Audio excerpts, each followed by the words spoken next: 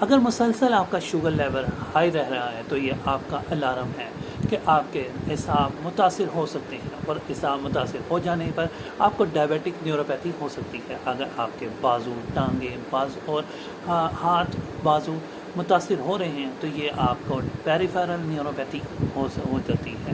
اور پیریفیرل نیوروپیتھی کے علاوہ اگر آپ کا دل، معدہ، آنکھیں اور جنسی نظام متاثر ہو رہا ہے تو یہ آٹونومک نیوروپیتھی ہوتی ہے۔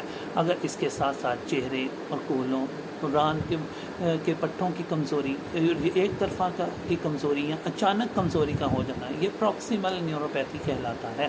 اور اگر آپ کے چہرے، آنکھیں، سینے اور ٹانگ میں درد جیسے ہوتی ہیں تو یہ آپ کا فیشل نیوروپیتھی کہلاتا ہے۔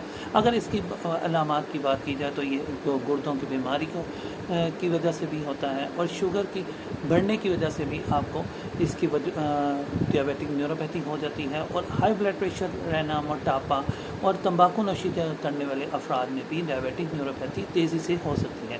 اگر اس کی علامات کی بات کی جائے تو اس کی علامات کے اندر سوئیاں چبھنے کا احساس، آپ کے ہاتھوں اور پاؤں میں جلن اور سن ہو جانا، متوازن برقرار نہ رکھنا اور درد اور کمزوری کا احساس، اور اس کے ساتھ ساتھ پیشاب میں بے قاعدگی، پسینہ کم یا زیادہ ہونا اور جنسی کمزوری کا ہونا، دل کی دھڑکن کا بے ترتیب ہو جانا، اور کولوں اور ران میں اچانک درد کا نکلنا، ٹانگوں میں کمزوری اور چلنے میں بھی آپ کو دشواری کا محسوس ہونا۔ اگر اس کے ایگزامن کی بات کی جائے ڈائگنوسس تو یہ جسمانی معائنہ کروانے سے آپ کو پتہ لگ سکتا ہے۔ وائٹامن B12 کی کمی کی وجہ سے بھی آپ کو یہ ہو سکتا ہے، تو اس کے ٹیسٹ سے بھی آپ کو اس کا پتہ کرا سکتے ہیں۔